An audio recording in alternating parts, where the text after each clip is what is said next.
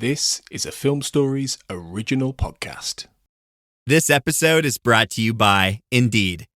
When your computer breaks, you don't wait for it to magically start working again. You fix the problem. So why wait to hire the people your company desperately needs? Use Indeed's sponsored jobs to hire top talent fast. And even better, you only pay for results. There's no need to wait. Speed up your hiring with a $75 sponsored job credit at Indeed.com/podcast. Terms and conditions apply. It's a primitive culture. I'm just trying to blend in. You're blended, all right. I already told him our cover story. He didn't believe me. We are running out of time. Now, if we tell him the truth, do you think he'll be able to handle it? If you're looking for my professional opinion as ship's counselor, he's nuts. I'll be sure to note that in my log.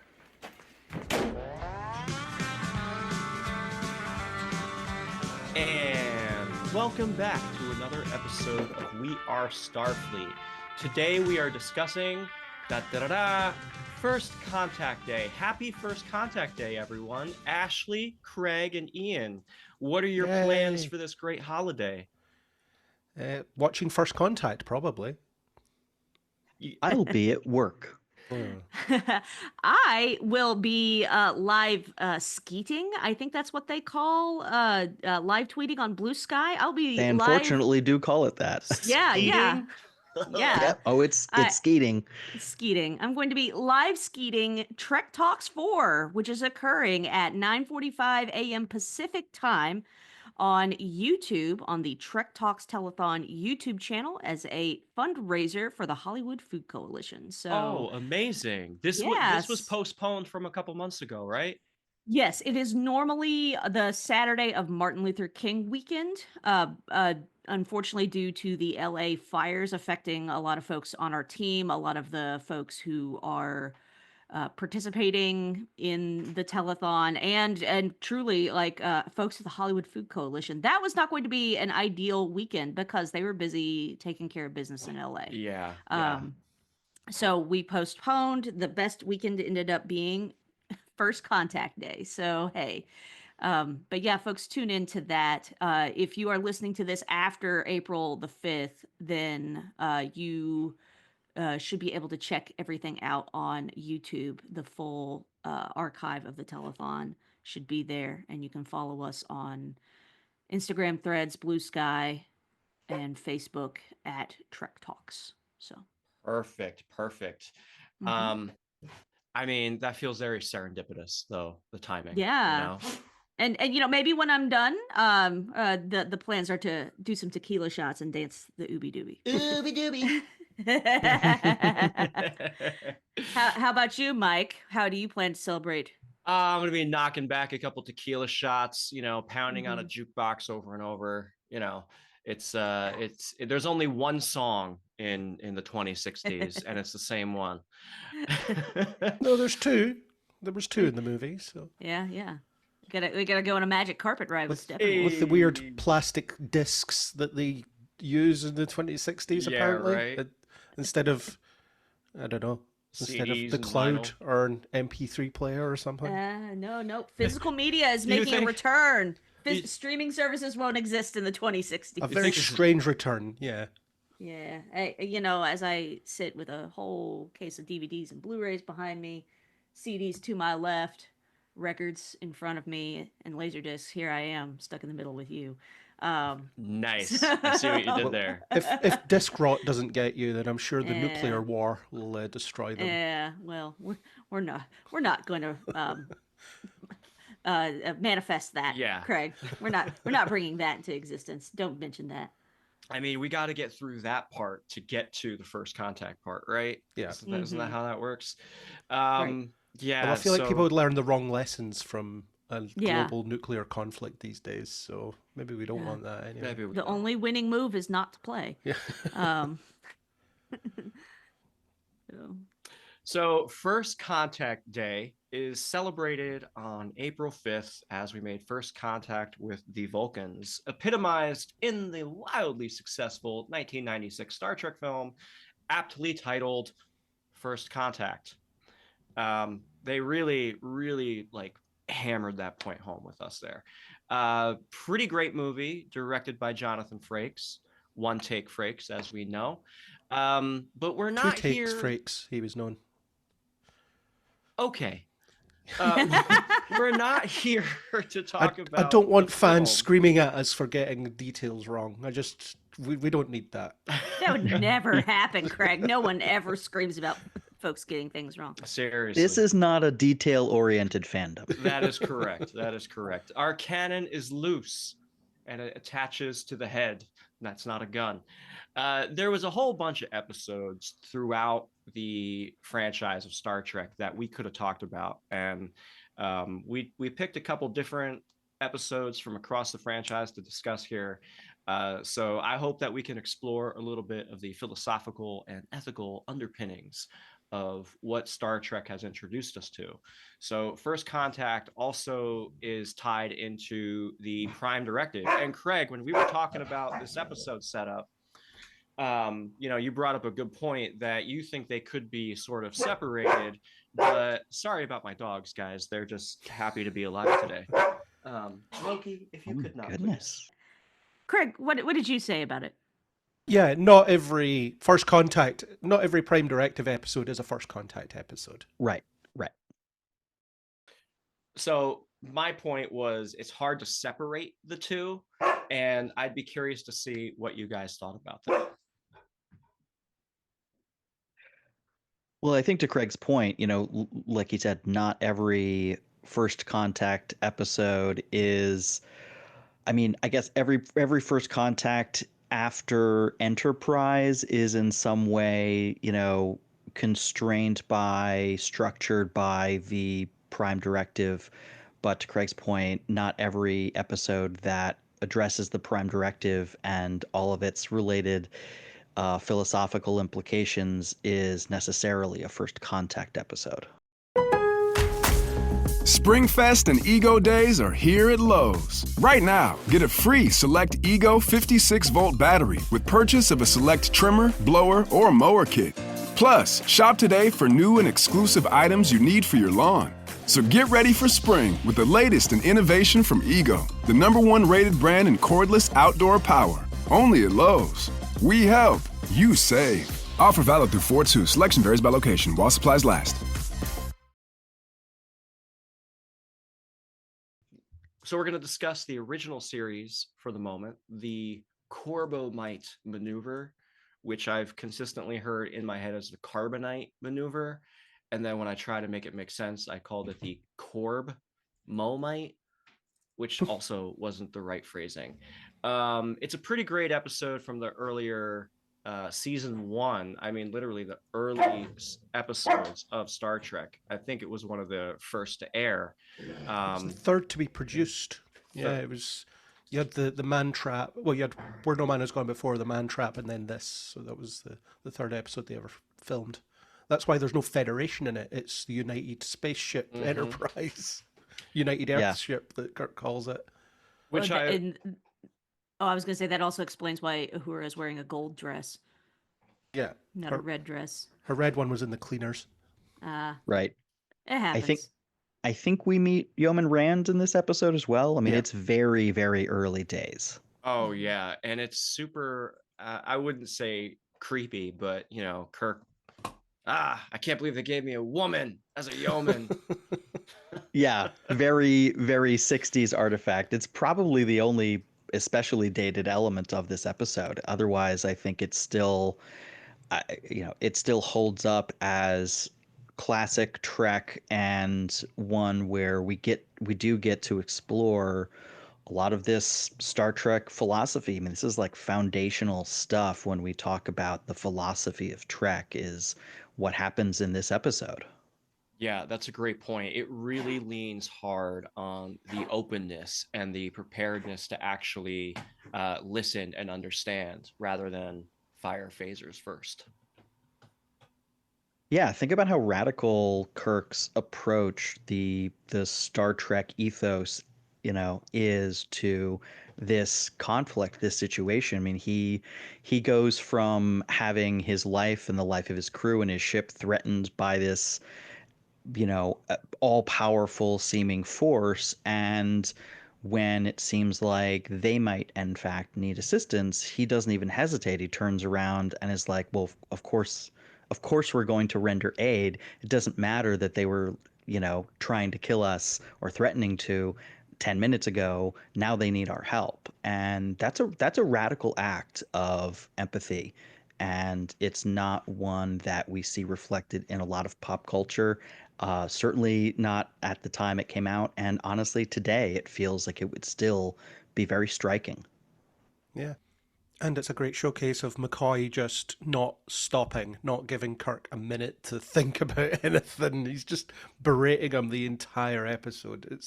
Yeah. It's quite harsh, actually. It's no, get off the bridge, Doctor McCoy. Haven't you got patients to look at? Kirk's trying to keep you all alive. Just give him some slack.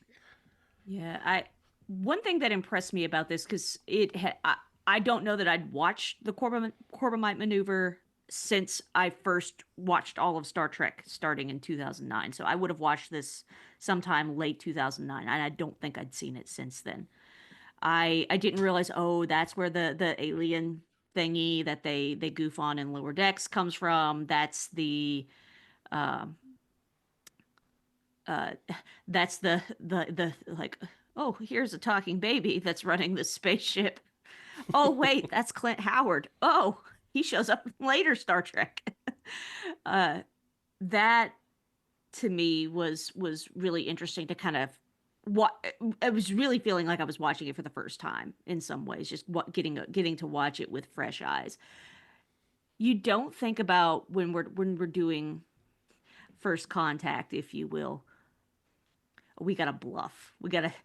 First contact should be all about telling the truth. And Kirk's like, no, we're not playing chess. We're playing poker. It's also interesting that Baylock's testing the Enterprise crew as well. So he actually wants to find people worthy of friendship, but he does that by testing how they perform under pressure, which is a very strange way to do it, but it's also an alien thing, I guess. So we're not expected to understand that approach. But Kirk responds with his own form of strength, as in, when a bully comes around telling us to back down, we're not going to back down. We're going to show that we have strength too. And he doesn't want to seem weak. But he's also very calculated in it as well. So you've got Bailey saying, we should fire phasers. And he says, I'll bear that in mind when this becomes a democracy. It's just, he's totally in charge of the situation. The only advice he listens to is Spock, actually. But when it comes to his read on the situation, he's very confident in how he's going to progress things, how he's going to manage it.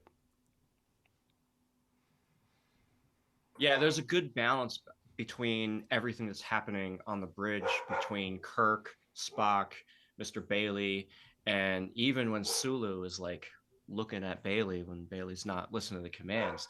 I think there's some good tension like building up on the bridge that's kind of showcasing, this is a really tense situation. This is first contact with a force that we've never heard, never met, never seen before.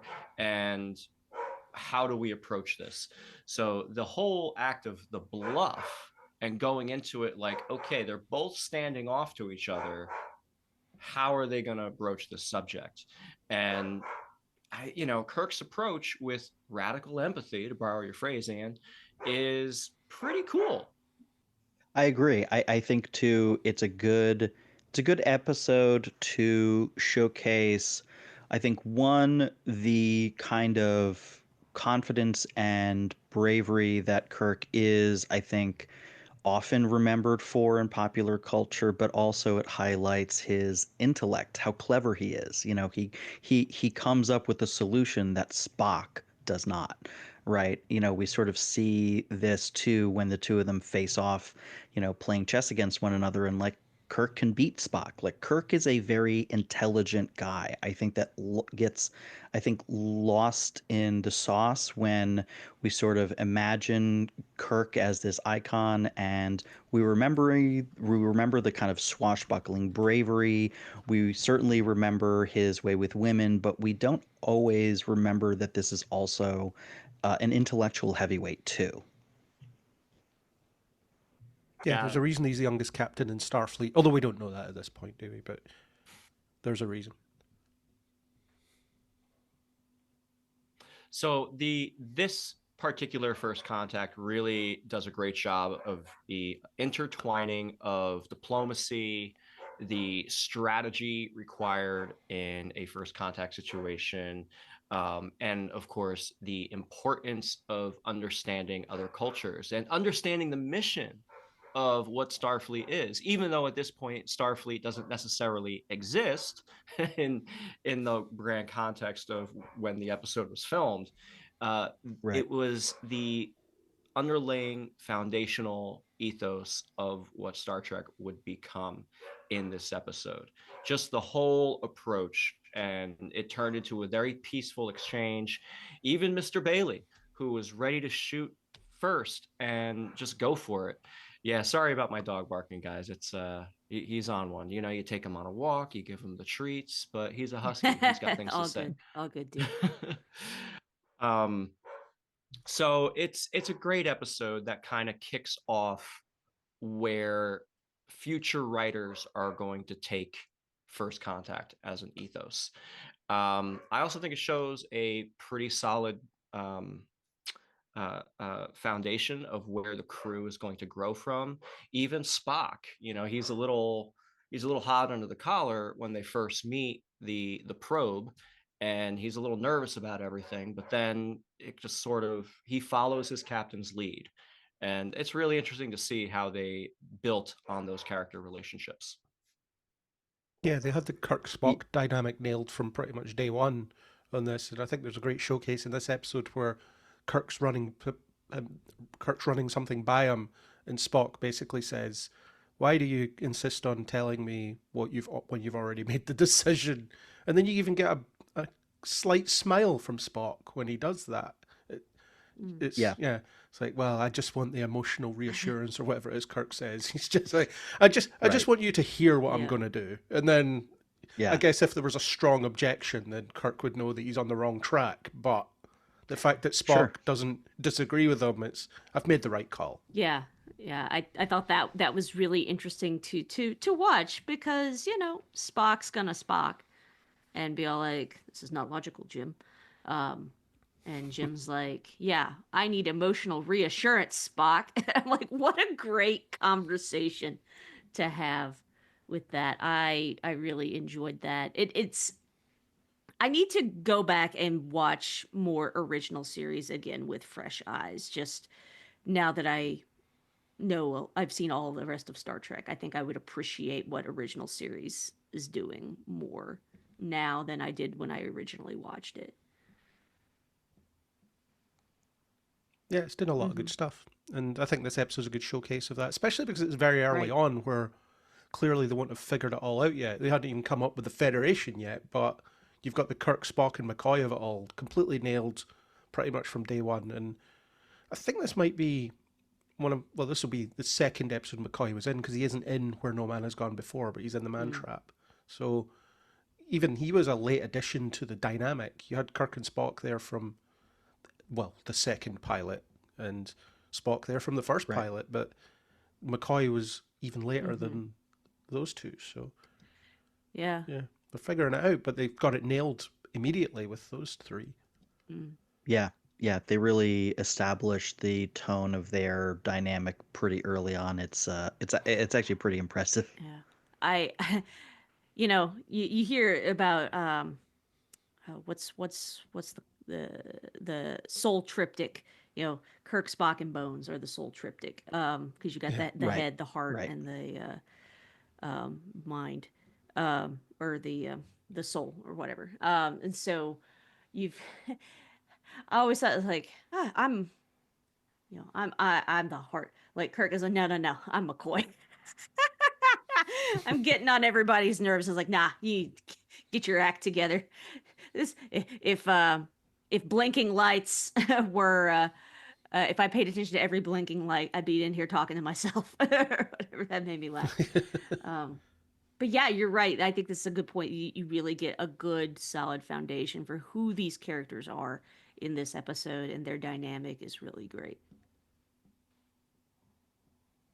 There are a couple of other episodes of the original series that sort of deal with the first contact sort of ethos, but I don't know that a lot of them would necessarily be considered a true first contact, because sometimes it's, a space cloud or a green hand or, a Greek god of some sort. Right. But one episode I wanted to just, honorable mention here is A Piece of the Action, where first contact was done 100 years ago prior to Kirk and crew arriving at the planet. But first contact went a little wrong because they left behind a book, and the planet decided to adopt that book's culture, which was, of course, Al Capone and a bunch of Chicago gangsters. So that was pretty cool. But we're going to pivot and look at The Next Generation, because there were several episodes to choose from. Craig, you were really batting hard for Pen Pals. Do you want to tell us what Pen Pals was all about? Well, Pen Pals it's more of a Prime Directive episode than a First Contact episode, although you do have the First Contact in there when Data speaks to the young girl whose name I forget. But in that episode, there's a disaster happening on the planet, and they're there to study it, and then Data basically breaches the Prime Directive by responding to a call for help, and then suddenly it gets them drawn into this moral question of, what do we do? Like, does the Prime Directive allow us to sit on a moral high ground as a species dies? And they have this really long conversation in Picard's quarters where they mull it over, and Picard directly asks the question, well, can you sit by and watch people die just because they would have died if we weren't here in the first place? And everyone doesn't respond immediately. It's like, now we're a lot less sure in our morality, aren't we? So I just find that interesting from the point of view of how the Prime Directive can be interpreted or ignored or whatever. Because, well, the second episode of Strange New Worlds, for example, there's a comet hurtling towards a planet, and Pike's like, right, we need to save a civilization before lunch. As long as they don't know that we saved them, it's fine. But under some readings of the Prime Directive, well, if we weren't here, that comet would hit them and kill them, so not our problem. So, like, where is the doctrine there? What is the rule? And I just thought that'll probably be more of a Prime Directive in isolation type discussion to go into that in more detail. But you do have the first contact with the little girl, and they get around it by just erasing her memory so that there's no impact on her society whatsoever. But still, it's an interesting quandary in that episode. And season 2 episode as well, so they haven't quite hit the quality that the TNG would become. And Pulaski's in it as well, who I don't hate as a character. Controversial. No, I like Pulaski. I think her abrasive presence was actually welcome in some cases. Yeah, I wouldn't disagree with that. Yeah, I think it's worth it to come back and talk about a focused Prime Directive sort of look at what that really means, because there's a lot of great episodes that deal with specifically the Prime Directive.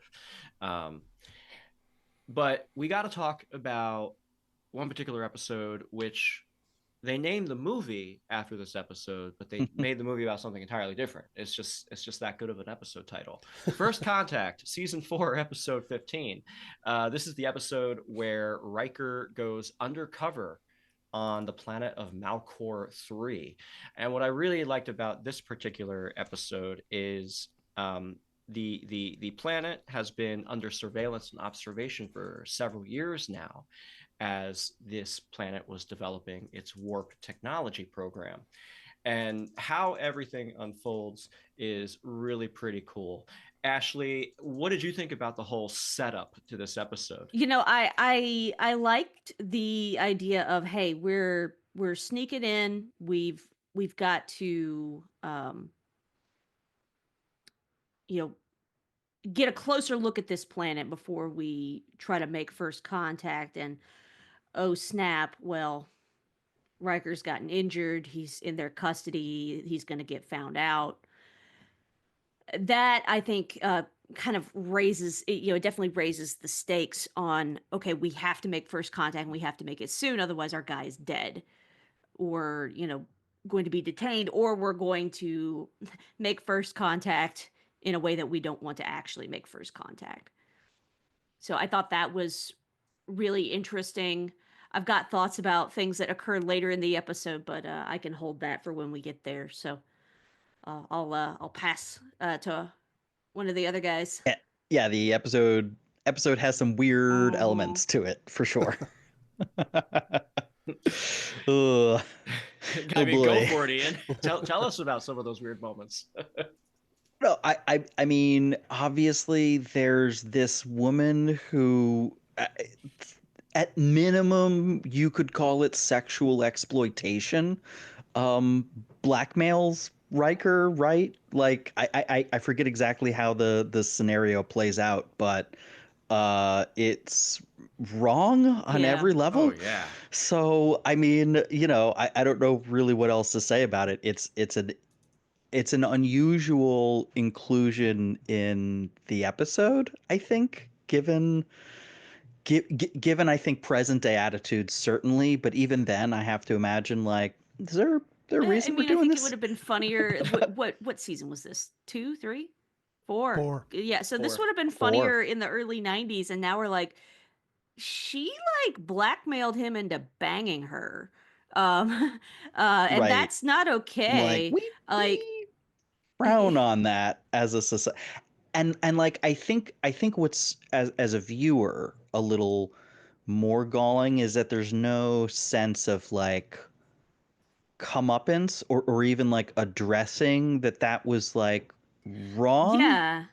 It just happens, and then the rest of the plot I mean, unfolds. later, It's really handled. well, like later in Voyager, Harry Kim hooks up with an alien, and he gets read the riot act for it because he's like, you can contract all these diseases, and because you have to be medically cleared first before you can engage in, you know, activities with alien species. So I mean, maybe that rule exists because Riker had to boink his way out of captivity on this planet, uh, and brought home some weird alien STD. I don't know. Uh, I mean, Riker bringing back some weird alien STD has got to be a pretty I common know. occurrence I mean, on that's the probably why Enterprise they D, made the hasn't rule, is to it? make sure that he I mean, what's calms it say? down. The worst job on the What's the ship is cleaning transporter the buffers for? holodeck after Riker's used it. That's Well, Right. Nobody wants Riker cleanup like, duty. so my thought is this the is this just one more way that we're going to highlight Riker's the hottest man on the ship, and everyone wants to do Riker, including every alien he meets, I think it's worth pointing out that the actress who played that nurse is BB Newirth. Lilith. Yes. Yeah. Yes. So- I always Further forget that. contributing to It's- the theory that Star Trek or Cheers is a Star Trek holodeck scenario. I feel like, okay, so throughout history, of course, everybody is obsessed with the idea of UFOs and like, are they among us? Have they been living here? And I feel like, when I was a kid, I don't know about you guys, but I remember reading, the front page of the tabloids in the grocery market aisle, like Bat Boy and the Bubble Boy and like all this other weird stuff. And, I 100% am certain that I recall seeing something about like aliens among us and these people are having sex with them. And it feels like that is just what they threw in there because it was a hot button topic at the time, and of course the imagination runs wild. Why wouldn't you have people who fetishize that sort of stuff? So if Malcor 3 was set up to be similar to Earth Society, a parallel, a mirror, if you will, then it only goes to show that there are people who, are just as crazy and follow media and are just obsessed with this kind of stuff just as much as we are. So I there definitely had to have been more surrounding that particular plot point, if you will, to really, legitimize it, because as it is, it just gets thrown away for the fact that, hey, Riker was sexually assaulted and that's not cool, but we're not going to talk about it. I think Riker's just happy he didn't have to put any effort into sleeping with an alien this time. Y- It just got Right. handed to him on a plate. Sure. It's practically fighting her off. yeah. But the fact that he was fighting her off is why it's a problem. Yeah. Yeah, it's like he Yeah. just like resigned himself, like, okay, fine. Like she's Right. Which anyone would Like, recognize today as like, yeah. oh no. Oh no, yeah, that's not no, good. I'm just like, no, if he's not gonna be into it, no. Not okay. So, of course, the accidental contamination of the Malkorian society, if you will, and of course, the very strong ethical ramifications of first contact. If Starfleet isn't going to be too happy about that. But this episode really, really sets the stage in terms of defining what the Prime Directive really is about. And when it comes to the context of first contact, how serious it is and how serious the Federation and Starfleet takes first contact. They've been observing for several years. They've been listening to the news broadcasts. They've been taking in some of the pop culture. And of course, what they've come to learn is that Malcor 3 is pretty divided. They're not ready to take that next step. And this comes into play later on in the episode where the defense minister, I forget the guy's name, but the defense minister wants to make himself out to be a martyr and basically sets the stage for Riker to phaser him out of existence. Luckily, the phaser was set to stun, so no harm, no foul there. But it becomes a media flashpoint. And that's what the prime minister of the planet is concerned about. He meets with Picard. They have this great dialogue, this great discussion. And honestly, shout out to Picard, sticks to their guns. He says very early on when they first meet, if you ask us to leave, we will leave. And that's exactly what happens. Yeah, well, one of the interesting things about this episode, one of the many interesting things, is that it's entirely from the perspective of the Malkorians. And incidentally, if you believe that you're the center of the universe, the only beings in existence, why would you call your planet Malcor 3? I clocked that as well. Maybe that's just how the universal translator hears it and it's actually called something else. I don't know. But it's just one of those things. But it's entirely from their perspective. Our characters are only in a scene, but they're never the central focus of that scene. You don't get any establishing shots of the Enterprise. You only see inside the Enterprise. So it's very much framing our characters as the aliens. And That's a good point. there's an undercurrent of suspicion in the room when they're around. You feel that caution, even though you know those characters. I think it's actually very well done in terms of promoting that idea. I also think it introduces the concept of we'll make first contact when a species becomes warp capable, which I've always found to be a pretty strange criteria because there surely would be other markers for a civilization being ready to know that aliens exist than that. I mean, why would you make first contact with a planet that can't even get along with itself, for example, like in this one? So I feel like that's just a weird criteria to be. As soon as they're warp capable, we'll make ourselves known. Because I get the notion of if they're warp capable, they'll just stumble onto aliens. But arguably, they could just stumble onto them through telescopes anyway. That happens in Strange New Worlds, doesn't it? They watched our space battle through their telescopes, so that's how they developed the warp reactor.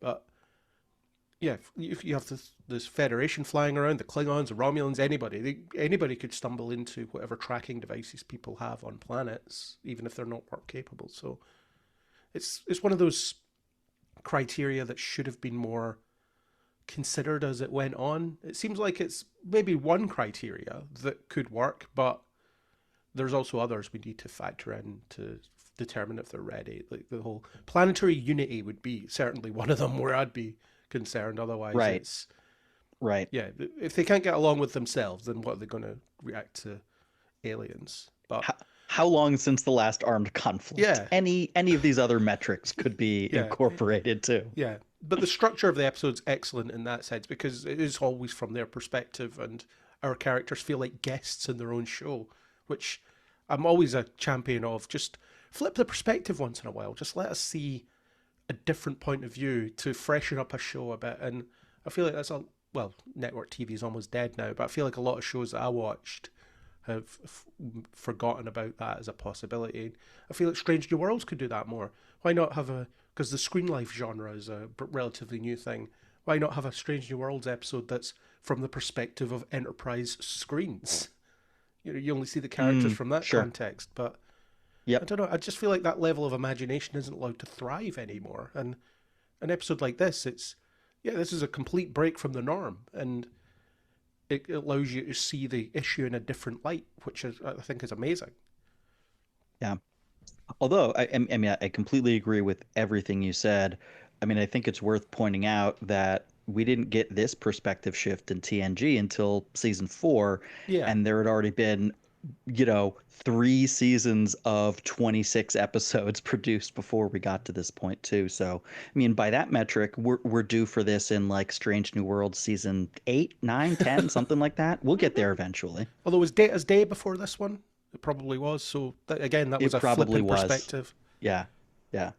No, I agree. I think that the perspective shift is one of the things that makes this episode work so well, and I really do wish they did it more often. Not so often that we got tired of it, but certainly more often than we get. Once in a 26 episode season is Not too much to good, ask. yeah. Exactly. I think a perspective shift is great when discussing these sorts of really powerful ethical dilemmas, because we only know our perspective, right? And we're always on the side of the Starship crew that is currently going through the story. So it's hard to step outside that box and be like, okay, what would it be like if I were the one, who suddenly opened up to this great dark forest of the universe? That's pretty scary. And that's something that I thought this episode did really well, if a little disjointed, with the defense minister overly being overly protective and overly scared of what was out there. Well, and that still feels relevant. Yeah, Yeah. absolutely. And in case anyone was wondering, Data's Day was before this one. Data's Day was episode 11. This is episode 15 in season 4. There we go. Yeah. Very good. Cool. Yeah. And another point I definitely want to make is the way Picard behaves in this episode. He isn't a salesman. He isn't selling the Federation to these people. He's just Right. giving them the facts and then waiting for them to make a decision on it. So he just tells them, okay, this is what we're about. We've revealed ourselves to you, and you get to decide where to go from here. If you tell us to go away and never come back, we won't ever come back. He doesn't say, but if we leave, the Romulans might turn up and you won't like those guys, even though it is a very real risk. Like, what if the Cardassians decide to turn up? What if they're looking for another place to occupy? It could happen. And again, I wonder if that's ever factored in first contact scenarios as well. It isn't ideal to make contact now, but the Cardassians are nearby and probably will before we do. Something like that. I think there's definitely way more they could have done across all the shows in terms of the decisions that go into making contact. That actually plays into an episode where Kirk goes to Organia, and the Organians, they're basically trying to set up Fighting with the Klingons, a whole relationship with them. And Kirk basically says, yeah, we're here, partner with us. And if you don't, well, the Klingons are right over there. They're coming next. So you should work with us. So that actually does come up a little bit. At Sierra, discover top workout gear at incredible prices, which might lead to another discovery. Your headphones haven't been connected this whole time. Awkward. Discover top brands at unexpectedly low prices. Sierra, let's get moving. So moving on, let's talk about Deep Space Nine. Out of these episodes that we watched, I would say that this one, for me, was probably my favorite of them, just because of how prevalent it was for today's society. Ashley, do you want to tell us a little bit about this episode? Sure. So, in case it's been a minute since you've watched Deep Space Nine's Sanctuary, this was pretty early in the series, right? This is like, what, season 2? Yeah. Season 2. Yeah. Late season 2. Yeah. So you've got an alien species whose name is escaping me. Screens, thank you. The Screens show up on DS9, and they request to be immigrated to Bajor, because apparently that's where they're from. And Bajor, recovering from Cardassian conflict, says no. And so there's difficult interpersonal dynamics because Kira had made buddies with the leader of the Skreans, and it's this idea of, we're not asking for you to take care of us, we're just asking for a place to be. Yeah. And so it's kind of a nuanced discussion of immigration, how we treat those who are immigrants, and how, this, and in this, am I understanding this episode correctly, that the Skreans apparently are originally from Bajor but were pushed out? No, No. they just think it's their I prophesized see. Okay. homeland. All right. I was thinking, like, whoa, wait a minute. This is like a whole, like, indigenous discussion that I am not qualified to speak to, but okay, that's different. All right. But there's a lot of conflict about folks looking at it from a purely economical, socio-political perspective versus looking at it with your heart. Yeah. Yeah. When the Skreans first arrive, they're literally fleeing. Well, they're searching. Their home planet was under occupation by another alien race, and then the Dominion came along and kicked them off of that planet. So the Skreans were lost, essentially. They were looking for any place that they could live that wasn't, under threat. So when they arrive through the wormhole to Deep Space Nine, they're farmers. They are just regular people. They don't have powerful ships. They don't have great technology. All they have is the clothing on their backs. And there are something to the effect of like 3 million of them that eventually are going to be coming through the wormhole. And what I thought was really interesting about this episode is when they request to immigrate to Bajor because they believe it is their their ancestral home, the philosophical home that they are supposed to be a part of. They're denied by the government of Bajor because Bajor feels they don't have the resources to support them. And what really got me is the Skrean leader. She says, we're farmers. We would have made that land habitable. We can work with it. We know how to do this. And they weren't asking for a handout. They were asking for the hand up, which I thought was really, really pretty good in terms of our current socio-political era. I think this episode really did a great job of showcasing the struggle of the Bajorans too. Like, they're stuck in the middle. They just got out of this occupation and they've been under fire for so long. And then to suddenly have, being requested that there are 3 million people to come to your planet that you don't know, you've never heard of them before. They just showed up looking for a place to live. That's not easy, to just open up your door and say, okay, we'll give you what we can. And there is some precedent for that. And I think it's really sad because this episode sort of ends in a tragic moment, and we don't really get to unpack everything leading from what the request of moving out to Bajor would be, because it's basically solidified by one of the Skreans running rogue, stealing a Skrean ship and trying to run to the surface, and the Bajoran government blows it out of the sky, basically. It's set up as like, oh, we fired a shot, but we didn't think it was going to blow the ship up, but the ship was so weak that it just did. It's a really sad situation for everybody. And I think, from the aspect of First Contact, whereas Kirk was ready to render aid even under threat, whereas Picard was happy to, let the Malkorians just say, okay, this is what you want. We're going to take a step back. Here, there's no right party. There's no happiness. There's no okay way to take it.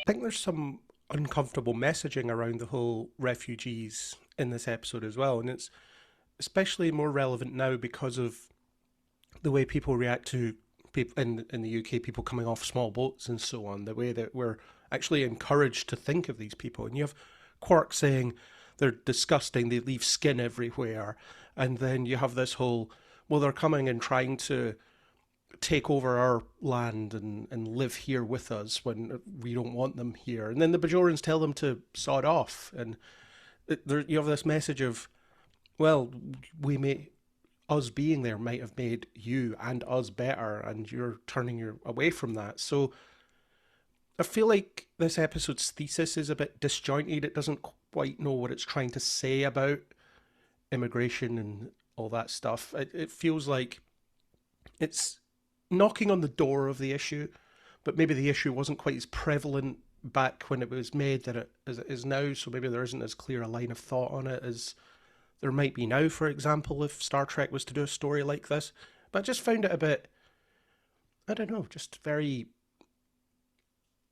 very poignant right now in some ways because of, well, I've heard people refer to immigrants in the same way that Quark refers to them, and it's just and it's not something that's ever really explored. So it's, on one hand, you have the episode being sympathetic towards them, but you also have the episode condemning them in some ways. It just depends on what character's in a scene at that point. And then you have Sisko sort of naively, they've asked for help, so we're going to give them help. And then we found this perfect planet for them. We'll even take them there ourselves. And they're like, no, we want to live on Bajor with the Bajorans on one of their continents. We've decided that this is where we're going to live. And then eventually they're just like, yeah, we'll go live on this planet that you found for us, no problem. So I'm not quite sure what the episode is getting at, because it just seems like it's throwing tension at you for the sake of tension, but never properly resolving it. I mean, I think it does have a bit of a classic DS9 unresolved sort of conclusion. I do think that a lot of the episode clearly wants us to have sympathy for the Skreans, but I do think it does show some of the nuance of that situation. Like it's hard to imagine an indigenous population, especially one that is just out of 50 years of brutal occupation, just like automatically being willing to accept millions of refugees who claim that their planet is their promised land. It's a big ask. Yeah. When have millions of religious refugees settling in an already occupied Holy Land ever gone well? Like, talk about relevance to like today's world. I also wonder if like the Bajorans would have given a different answer to like 300,000 of these people instead of 3 million or like 1 million. Like I appreciate the, like the Bajoran perspective isn't necessarily, well, we don't know what's like really in their hearts motivating. Like the reasoning that they give is essentially that like it's all fine and well for you guys to insist that you'll be just fine, that you know how to farm this planet's soil that you've never had any exposure to, that you know how to turn this land into a rich, thriving, like supportive ecosystem for this huge influx of a population. But if you don't, we would feel ethically obligated to support you, and we can't. So I get the nuance there too. It's a tricky situation. It's not the sort of black and white presentation of problem and here's the Star Trek solution and here's your 45-minute episode. See you next week. It's a lot messier than that. Yeah. But to Craig's point, like you do sort of wonder at the very end, like, the leader of the Skreans like has this sort of kiss off line to Kira about like, well, one thing's for sure, like you were right, this wasn't our promised land. Like, well, then shouldn't you be a little relieved? 3 million of you almost settled on the wrong planet. Oh, I was just thinking, but I feel like that's said in the tone of, yeah, it's not our promised land because you guys are being dicks. No, Yeah. of course that's the Yeah. tone, So, but like, obviously this isn't these the are religious yeah. people who believe this on a religious level. Yeah. Like you either believe that this is the land that has been prophesied to you, or you don't. And if it's not, regardless of the reason, then you shouldn't want to be there. Yeah, yeah. To that point, the idea that Bajor is Kentana, the prophesized homeland of the Skrean people, if it truly is, that's, I guess, something you just have to take on faith, right? So that's what religion really is. And with that faith, should you not also have faith that if there are people who are living in your promised land are already there and saying, guys, this is not the right place for you. We have a better place for you to be. You will be much happier. Maybe that faith, maybe that prophecy was supposed to bring you to Bajor, to the people who could then bring you to the place where you could be successful. I don't know. I'm just taking it to another level. But it is somewhat frustrating to know that these farmers who need help, who can settle the land, are given a choice, given the option, given a solution, but they ignore it for the sake of their prophecy. And that's also, I think, something that science fiction has always delved into, and another classic Deep Space Nine episode where it just kind of leaves you with the question rather than giving you any sort of meat you can latch into. Well, that's where the portrayal of the Skreans is disjointed as well, because in some scenes there's intelligent, pragmatic people that will listen to reason and have reasonable requests, and then other times it's, well, our religion tells us that we belong here and we're not going to accept anything else. And it's, so which are these people? Are they irrational religious nutcases, or are they rational, irrational, fully developed people that can be reasoned with? And ultimately they ends up just being, well, we're going to go to this other planet that you offered us, I guess, because you're kicking us out of here. And it just makes them seem a very unsympathetic themselves when they listen to the whole, look, Bajor's in ruins. You have no idea what we went through. Please go to this other planet that will be better for you.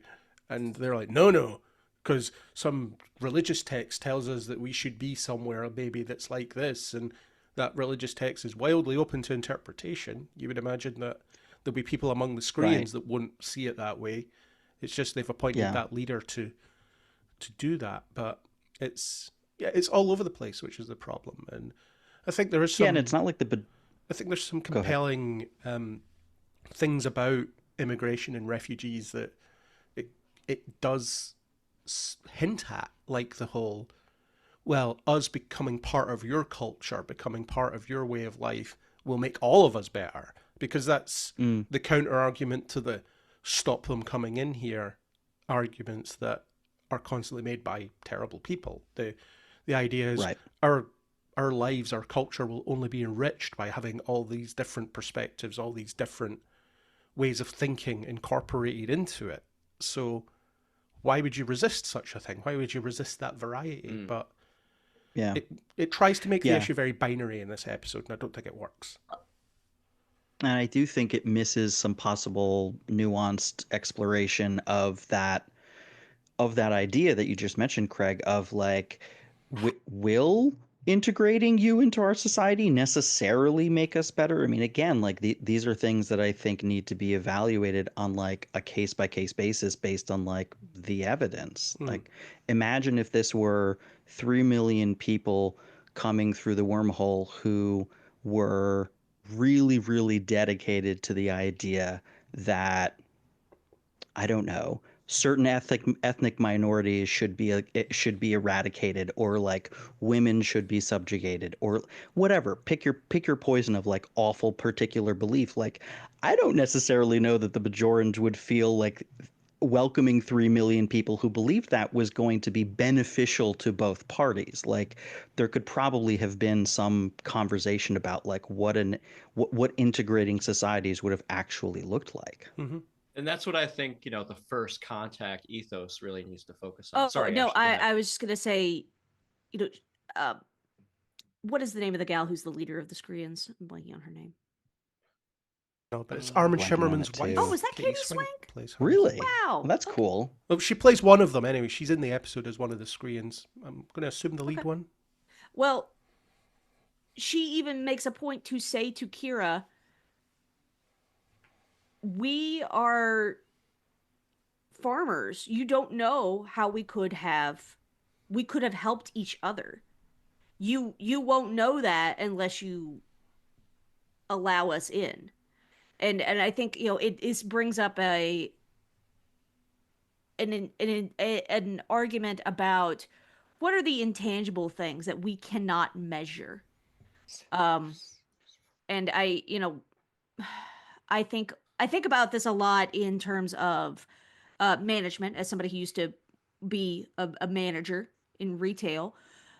One thing that the company I used to work for, which now doesn't exist, because of an intangible factor of they treated all of us so badly that we all quit, and therefore they lost all of their good people, because all our good people are like, I'm not going to be treated like this. And therefore what you lose out on, you may be cutting dollars from your budget. That's fine, I suppose, but you're also losing the immeasurable value of experienced and qualified employees, things that you can't outline on a budget spreadsheet. And I think that line there is worth considering. The whole, like, you don't know how we could have helped each other. We could have made that land fertile again because of our farming skills and things like that. We could have made this work, but now we'll never know. Well, there has to be an answer that is somewhere between the entire population and none of the population. What if it's, Exactly. we'll try you out with a community of 1,000 people, right? So if you do need help, then it's not going to be a massive drain on resources. And maybe the Federation offers to help if they need it, because they're hanging around in orbit. That's why the Federation are there in the first place. They're there to support Bajor in their rebuilding. Yeah. So it could have been, so pick 1,000 of your people to settle on that continent that's not being used, and we'll see what happens. And if it doesn't work out, we know they're going to that other planet anyway. Right. Yeah. I mean, I'm not sure they would have gone for that, but it's something that could have been suggested. Yeah. Yeah, it's a great episode that kind of leaves you stuck in the middle with no real answer. And for that, I think First Contact, not very successful. Now, I want to talk about Star Trek Voyager, Living Witness. This is a doctor-focused episode where our holographic doctor wakes up in the 31st century on a museum. In a museum, sorry. On a planet in the 31st century in the Delta Quadrant. And the history that we are shown, this is another episode from the perspective of the alien race in some ways. And the history that we are shown is not exactly the history that we know. And this was one of my favorite episodes of Star Trek Voyager, so I'm really excited to talk about it. But what was your impressions of this as a first contact with an alien race? Well, I think it's a good example of some of the ways that first contact can go awry, and why it is so important to have procedures and structure, and why we have protocols for this is how we do this. It's in this orderly, structured way to allow so that we prevent, like unknown variables from snowballing into really potentially catastrophic outcomes. Well, I really like this episode because, again, it's that flipping Yeah. perspective. It's giving us another look Yeah. at different things. And here are the consequences or potential consequences of Voyager blundering its way through the Delta Quadrant, because you have to imagine there might be similar stories on other planets that they've breezed past and not really worried about how they might come across. But to the point about the first contact protocols and stuff, they seem to be very different when the other species is warp capable. and are comfortable with aliens anyway, because they trade with the Vaskins without any real protocol in place to handle the first contact. It's just, you've got stuff, we got stuff, let's trade it. And then they end up stumbling into a civil war that's happening, or, well, it's just a war because it's two different races. But it's interesting that this one thing spirals over 700 years and isn't fully resolved. And then thinking about the way that we know the franchise now, like this is Discovery era that this episode takes place, maybe even later. I think the final scene of the episode might still be the furthest in the future Star Trek has ever been, although we're not sure when Calypso takes place, so we're not quite sure. But it's certainly very late on, and then we know what the Federation's like in Discovery era, so I don't know, do these people just get ignored? It's really weird. Like how it's weird how space can be very big and very small at the same time in Star Trek. You've got all these species that never interact with each other or never interact with the Federation because space is big, but they're also running into the Romulans every other week, so space is really small. It's very strange, and you just have to kind of go with it. But yeah, the impact that one visit from Voyager had, and like how a story and how events can be perverted over years and decades and centuries, and especially when there's agendas at play. So clearly the Kyrians want to retain a version of history that paints them in a particularly favourable light. And it's something unconscious about that. You have the curator guy, I forget his name. He is conscious of that bias, but he also gives into it sometimes. When he turns the Doctor off, he's like, lies. And then a few days later, or whatever it is, with some clarity, he comes back and he's willing to think about it. So he does live up to what he says he does when he says, if it turns out the truth is different, we will adjust our views accordingly. But that still isn't easy. And that's just the damage that Voyager did unknowingly, just by blundering into this conflict.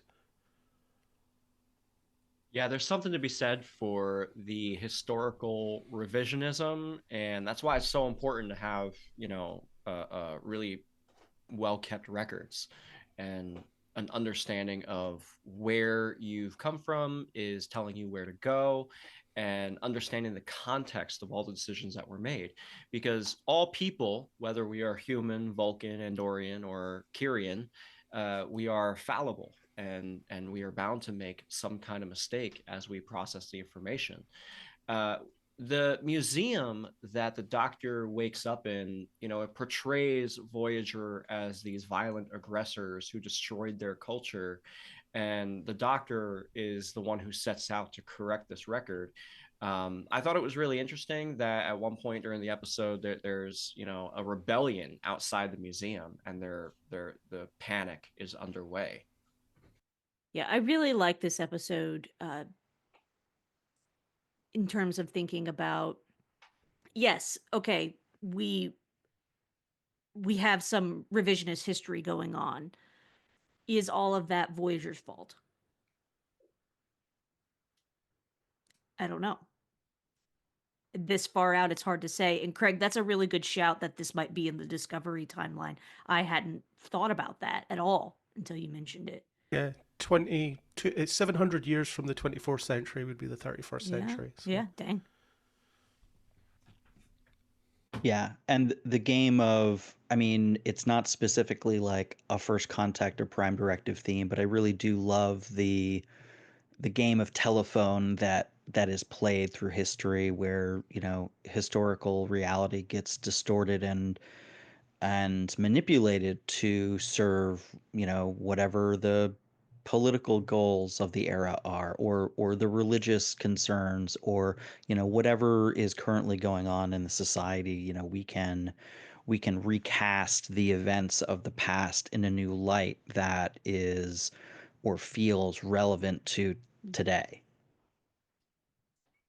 Well, I feel like the Doctor's even doing that as well, because when he recreates it, I'm guessing that he embellished himself to be the hero figure in the firefight. It's like, I'll go first and draw their fire. Of course. So I'm pretty sure that didn't happen the way that he... Oh, we know who that guy is. That's absolutely fitting.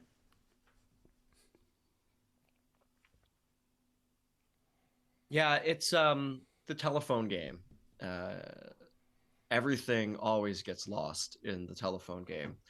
From the aspect of first contact, Voyager stumbling into this and kind of, they're not supposed to get involved, but it's Voyager, so they're gonna get involved. That's how Janeway likes to do things. It's really interesting that leaving behind bits of technology and leaving behind even, sort of innocuous things can sort of develop their own personalities and take on their own stories so unintentionally. And I think that's why the Prime Directive is so important and coded within the franchise, to keep these sorts of simple mistakes from happening, right? Like going back to a piece of the action, the crew of the USS Horizon or Hood or whatever the ship was, when they made first contact with those people, they left behind a book, and it was just a book of stories from the gangster, era of the United States in Chicago. And that's cool, but those people idolized it and it became their number one way of life. So imagine leaving behind, a phaser, or in this case, a torpedo or anything of that nature. It can all snowball. Where did they get the torpedo? That's what I was wondering. It's not really adequately explained in that one engagement that they have in the Doctor's version of events. I guess, if you want to headcanon it, it could be like maybe they were trading with one of the factions and they were like, well, okay, we'll give you a weapon, which is a big no-no, by the way. No, Janeway would always refuse to do that. She always refused to give them weapons. So they must have stole it somehow, but could have been. How? That's one of the thousands of torpedoes that Voyager fired over the course of the series, even though they only had 30 of them or whatever. Right. You think Tuvok would have been a little tighter on that inventory list? Yeah. Okay, so there are a lot of First Contact episodes here, and I want to give a shout out to Lower Decks First Contact. I guess in watching it, we realize that there's not a whole lot of first contact that happens, but it's a pretty funny episode that kind of satirizes and critiques all the adherences that Starfleet goes through. To an extent, yeah. Yeah. It only comes up briefly at the end, but it is there. And I think. No, I was going to say. No, well, I was just going to say, well, we could only wish all first contacts went as smoothly as the one in first contact. Basically, they land there, everybody's like, hey, yeah, happy to meet you. Let's drink. So, hey, they, would that they all go that smoothly. What were you going to say, Ian?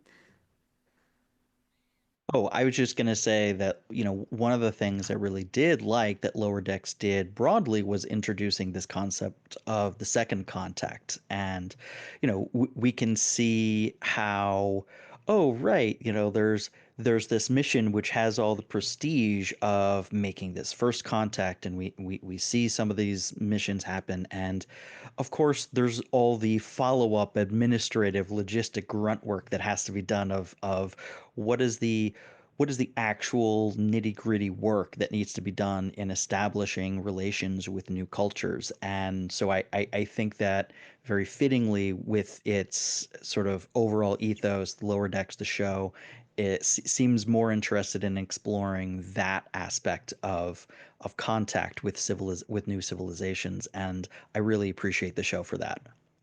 Yeah, for sure.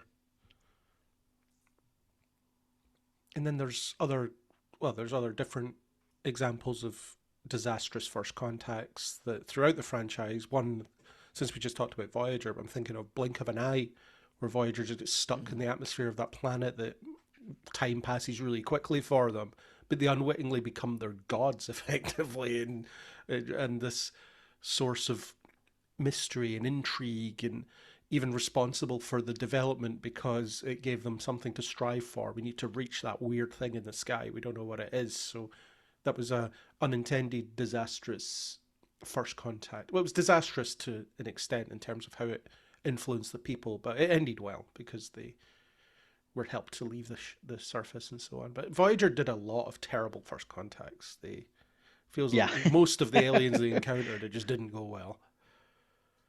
They even had a It was almost reputation nothing but early bad on. first contact. Yeah, because it was in Dreadnought. You had that alien race that Janeway contacted because the Cardassian missile was heading towards them. And the leader of that planet was like, I've heard some pretty gnarly things about you guys, but doesn't seem to be true. We've heard of you. Yeah. There's a lot of good first contact episodes, and I think it'd be fun to revisit some of them, maybe on our next first contact day. Yeah, maybe. Hopefully, we have enough of them to last. Well, we have at least 38 before the date's set. So. Yeah.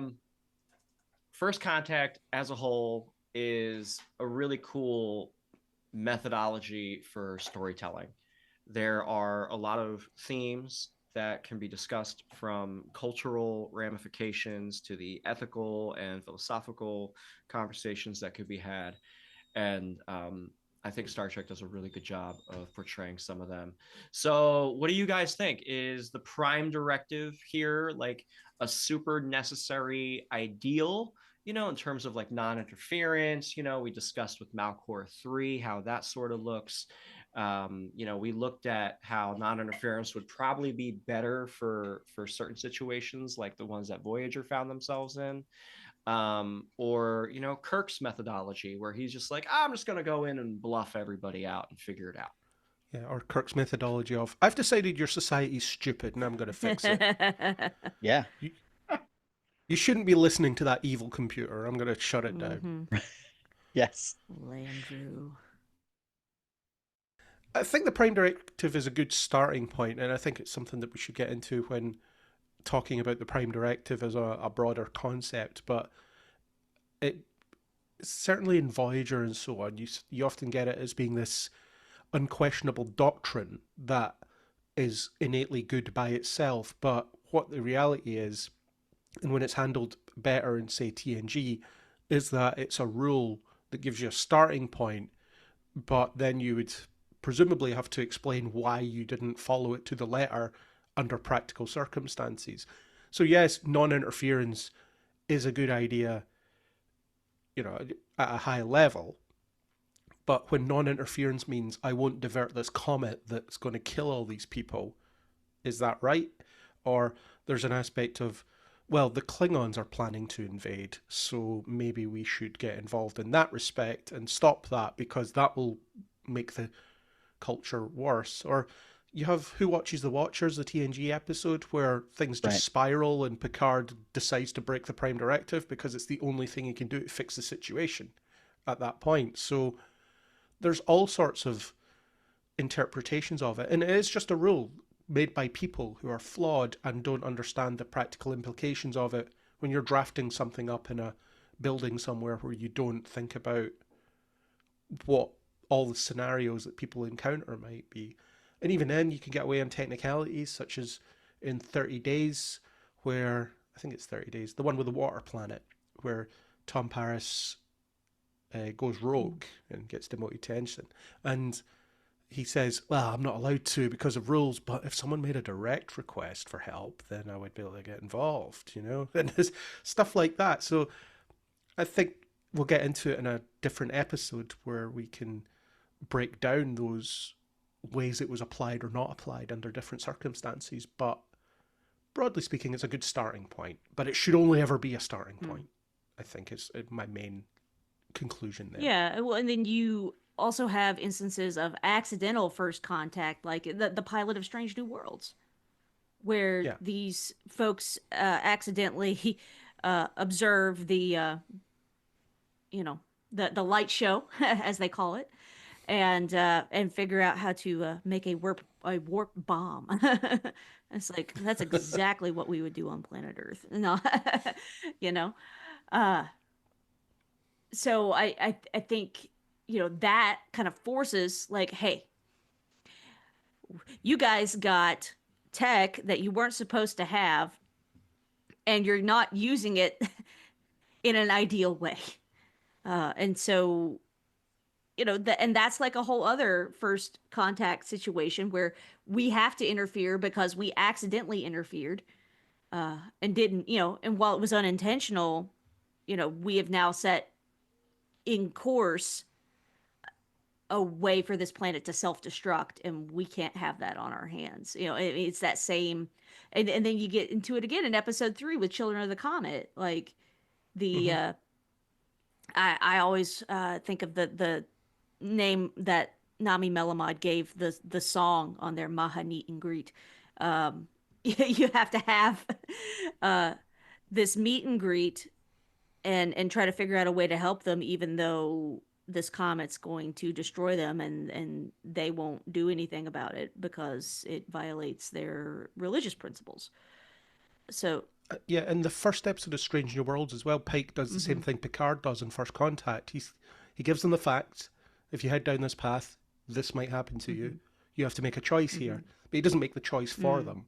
He just gives them an education in it, which is great. And then you have Voyager as well in the first episode in Caretaker, where Tuvok says, well, the Akampa, what was going to happen to them was going to happen to them. We're here, but what would have happened whether we're here or not. The Prime Directive would seem to apply, and Janeway says, no, we're involved, and I'm going to blow up the array to keep it out of the hands of the Kazon.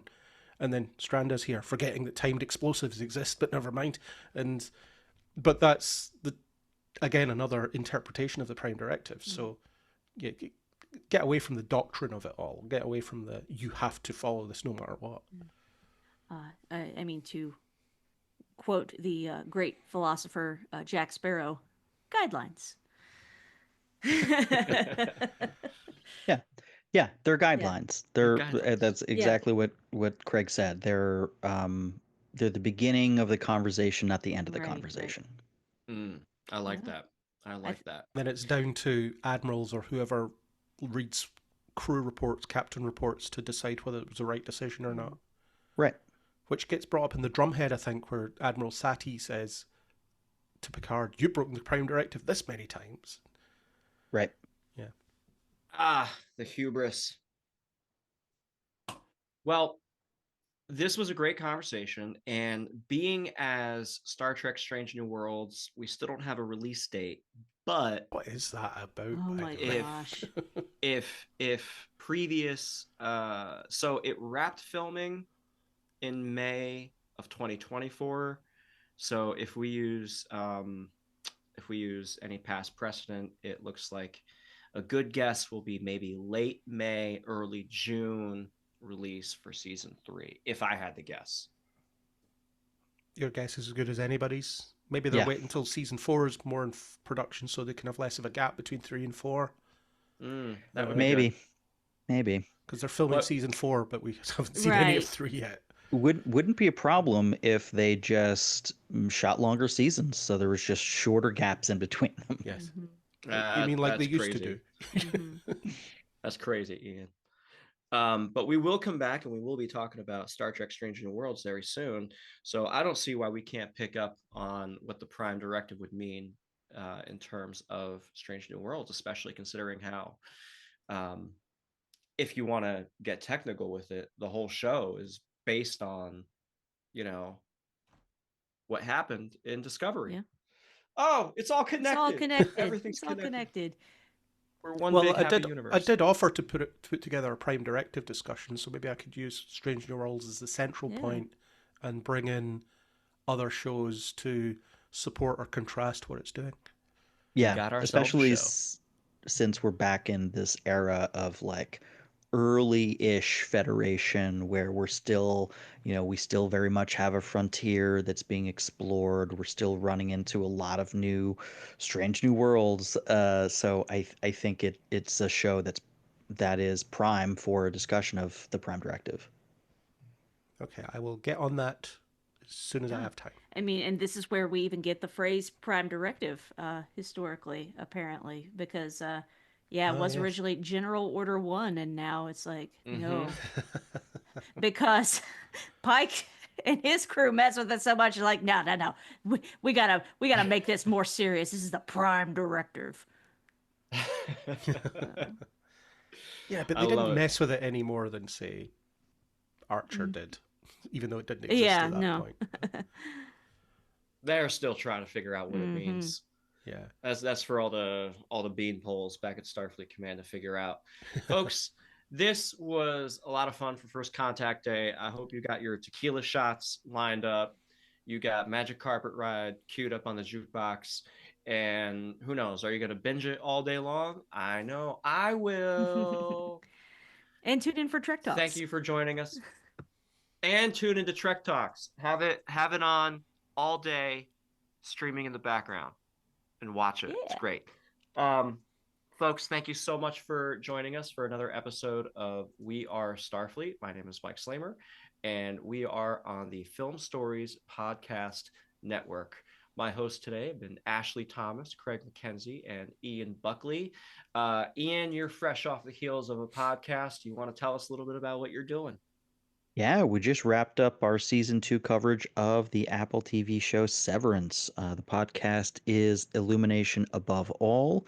All of our episodes discussing seasons 1 and 2 are now released, and we'll be working on some in-between season 2 and 3 content as well. We've got a couple of interviews lined up and some interesting discussions that we're planning to have. Love it. Love it.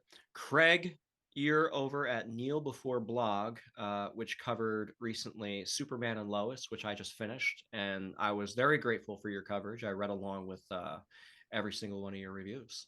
Want to tell us a little bit more about what you're doing over there? Yeah, that was last year I did Superman and Lois. That was a while ago. It was finished in December last year. So it's quite a busy month on Kneel Before Pod, mainly with the podcast. Not so much writing going on at the moment, but got my own First Contact Day special where we revisited the Wrath of Khan, because the First Contact Day specials used to just be whoever I could get a hold of talking about Star Trek. Focused education in Star Trek for one or two people. So it's changed. So we revisited the Wrath of Khan, but also looped in Space Seed to give the appropriate context for the character of Khan. So we did that. And we have the Alien Day celebration coming up, where we're talking Alien Romulus and coverage of Andor Season 1 in preparation for Andor Season 2. And the Star Wars Day celebration this year for May the 4th will be us talking about the episodes where Darth Maul comes back in the Clone Wars. So that's a fun discussion for you to wrap your head around. So there's a lot going on over there.